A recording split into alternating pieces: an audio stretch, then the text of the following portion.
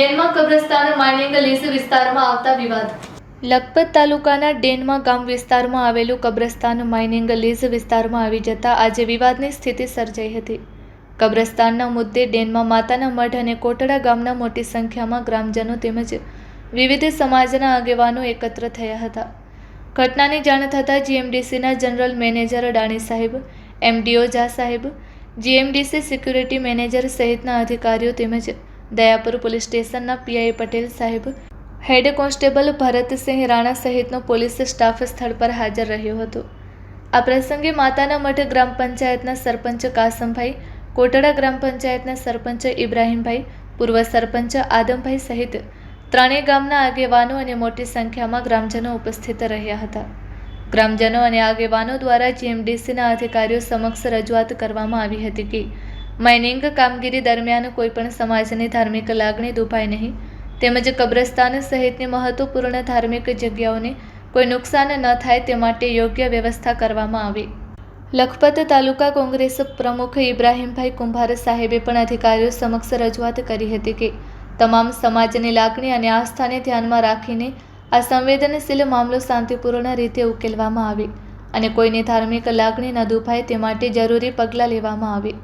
ત્રણેય ગામના સરપંચો દ્વારા પણ રજૂઆત કરવામાં આવી હતી કે માઇનિંગ કામગીરી શરૂ થાય તે પહેલાં કબ્રસ્તાન સહિતની મહત્વપૂર્ણ જગ્યાઓને નુકસાન ન થાય તે માટે ગ્રામ પંચાયતો દ્વારા લેખિત તેમજ મૌખિક રજૂઆતો કરવામાં આવી હતી, જેથી આગામી માઇનિંગ કામગીરી દરમિયાન કબ્રસ્તાન અને અન્ય ધાર્મિક સ્થળો સુરક્ષિત રહે તેવી માંગ કરવામાં આવી હતી. આ મામલે કચ્છ કેર ટીવી ન્યૂઝના રિપોર્ટર દ્વારા જીએમડીસીના જનરલ મેનેજર ડાણી સાહેબ, એમડીઓ ઝા સાહેબ અને કંપની હેડને પૂછપરછ કરવામાં આવતા અધિકારીઓ દ્વારા જણાવાયું હતું કે સમગ્ર મામલે થોડુંક મિસઅન્ડરસ્ટેન્ડિંગ થતાં આવી સ્થિતિ ઊભી થઈ હતી. જીએમડીસી અધિકારીઓએ ગ્રામજનોને આશ્વાસન આપ્યું હતું કે તમામ સમાજની લાગણીને ધ્યાનમાં રાખીને કબ્રસ્તાનની આસપાસ યોગ્ય રીતે દિવાલ બનાવી આપવામાં આવશે, જેથી ભવિષ્યમાં કોઈ વિવાદ કે ગેરસમજ ઊભી ન થાય. મોટી સંખ્યામાં ગ્રામજનોની હાજરી અને આગેવાનોની સમજાવટ બાદ જીએમડીસી અધિકારીઓ સાથે ચર્ચા કરવામાં આવી હતી અને અંતે સમગ્ર મામલો શાંતિપૂર્ણ રીતે થાળે પડ્યો હતો. Report by Adam Notiyar, bureau chief, Kutch Care TV News, Lakhpat taluka. कल मुकम्मल दाल कंदा जैसे भाई असांखे ख़बर ना हिते जगह ख़बर न हुई हिते पर हेतिरो बीहरी करने चऊं था भाई जगह आहे कि ना आहे नहरो धार्मिक थान के ना न गिनो जगह ये सजी जमीन मस्जिद है डैम में गाम અને બાજુ में दरगाह है बाजू में बरोबर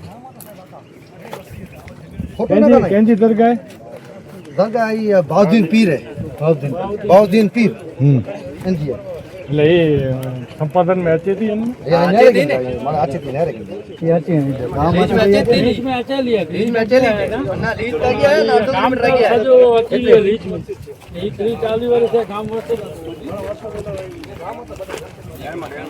1998 में એ ડાયરેક્ટ જીએમડીસી કાઢી નાખે બધાને વચમાં બધાનો રસ્તો કાઢે. આ વસ્તુ સાહેબ ખરેખર ખોટી વસ્તુ કહેવાય. કોઈ ડાયરેક્ટ તમે કબ્રસ્તાને કાઢી નાખો, કાલે ઘર કાઢી નાખો. જાણ કરી અમે ક્યાં આ લોકો રસ્તો છે ને સાહેબ એ વસ્તુ અહીંયા કોઈ નિરાકરણ તો આવે રસ્તો આવે ડાયરેક્ટ તમારા અંડરમાં આવતો ને કાઢી નાખો ને જીએમડીસી એક